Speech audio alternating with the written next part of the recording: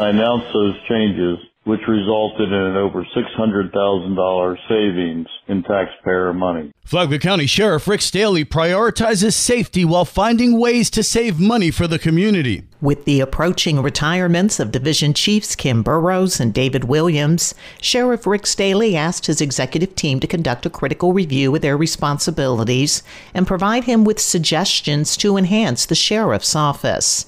As part of this review, he asked them to look at ways to streamline service delivery, identify any functions no longer needed, new initiatives that may be needed because of the impact of a fast-growing community, and changing crime trends. As a result of this internal review, I directed organizational changes that eliminated 4 positions. I also wanted to make sure that we were ensuring our team is well trained and prepared for the future. And that resulted in some reassignments to ensure that we have educated and trained people in leadership positions that are just not narrowed to one assignment. After receiving their input, Sheriff Staley streamlined the agency by eliminating 4 leadership positions that were no longer needed, while also combining 3 functions: digital forensics, criminal intelligence, cyber crimes, into the newly formed Cyber Crimes and Criminal Intelligence Unit. This savings will be used in areas that we anticipate budget shortfalls, such as employee health care, inmate health care, and grants. Sheriff Staley adds, the public elected me to deliver law enforcement services at the most cost-effective, efficient, and streamlined manner as possible. If you don't prepare for the future and build depth in an agency, you will eventually be unsuccessful. The anticipated personnel cost savings is in the amount of $650,000. For Flagler's Local Morning News, I'm Karen Johnson. Good morning, Flagler County. I'm Rich Carroll. You're listening to Flagler's Morning News on Monday, September 23rd.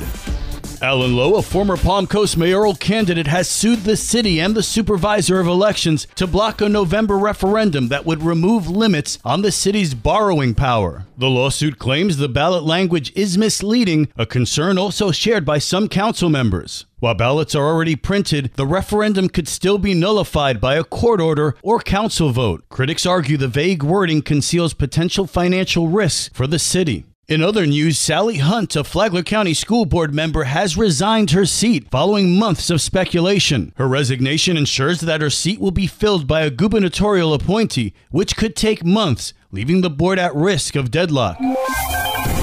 This local news is a service of Flagler County's Toyota dealer, Beaver Toyota US 1 St. Augustine, here to wow you. As a lifelong resident, I understand Palm Coast's challenges and opportunities. I will always place our residents over the politics. This community, as we all know, is very diversified in economics, social, heritage background, and I think that's a very good positive plus for this community. The Palm Coast City Council will vote October 1st to fill the seat vacated by Kathy Hyder, and they'll choose from a field of 11 candidates. Today, you'll hear from 2 of them. I was born in Key West, so I'm a native Floridian. I've spent the last 60 years either in Volusia or Flagler County. 71-year-old Robert Bogus was a medic in the Air Force and later became one of the first EMTs in Volusia County. He retired in 2019 after a near 50-year career in healthcare. I decided to go ahead and volunteer for the Flagler County EMS Advisory Board. So I've been with them just less than 2 years now, and over the last 10 months I've been serving as their ad hoc secretary. After being on the board for 2 years, I've come to the realization that there's more that I can contribute as a retired individual, that maybe I have some ideas or some insight, and definitely have the management and analytical skills that would be beneficial. In contrast, 25-year-old Daryl Boyer says Palm Coast needs to be a more vibrant city with a diverse tax base to attract younger families. We need a balanced tax base and a thriving job market that attracts new businesses and creates well-paying jobs, and not abysmal wage jobs that don't help families get ahead, but rather struggle to catch up and get by.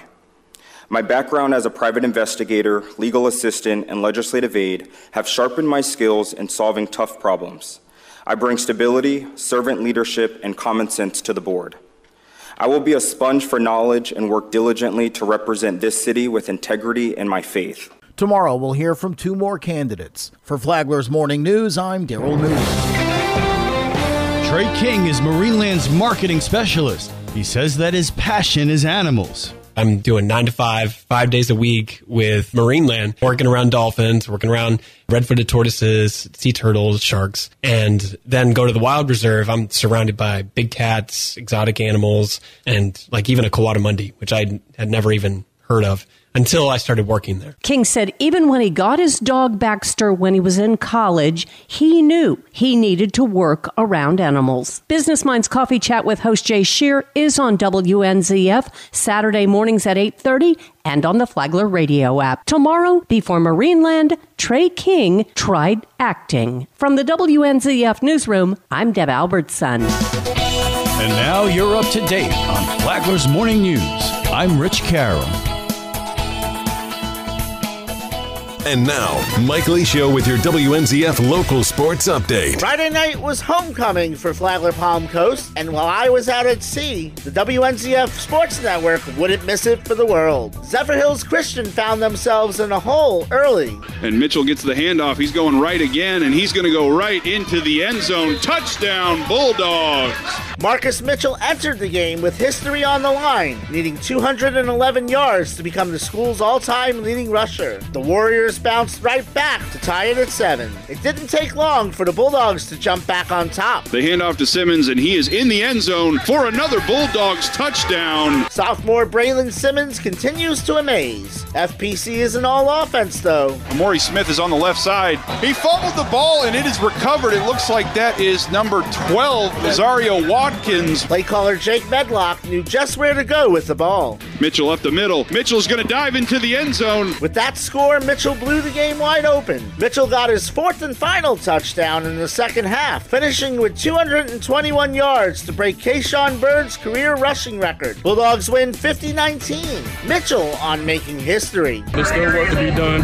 Got to continue on to next week. It's a big accomplishment for me personally because the person took the record from my father. Audio courtesy of FPC Football. At 4-0, the Bulldogs are the last undefeated team in the area. They traveled to University to open district play Friday. The Matanzas Pirates were at Seabreeze Friday. Caden Birchfield found Ladarian Baker for a 60-yard touchdown pass, and Wiley Connor had a 1-yard touchdown run in the 18-10 Pirates win. The defending state champ Mainland Buccaneers come to the ship Friday in a squashbuckling standoff for district supremacy. Join Rich, John, and I on the WNZF Sports Network. This is your home for local sports, with updates Mondays and Fridays. From the WNZF International Sports Desk, I'm Mike Licio.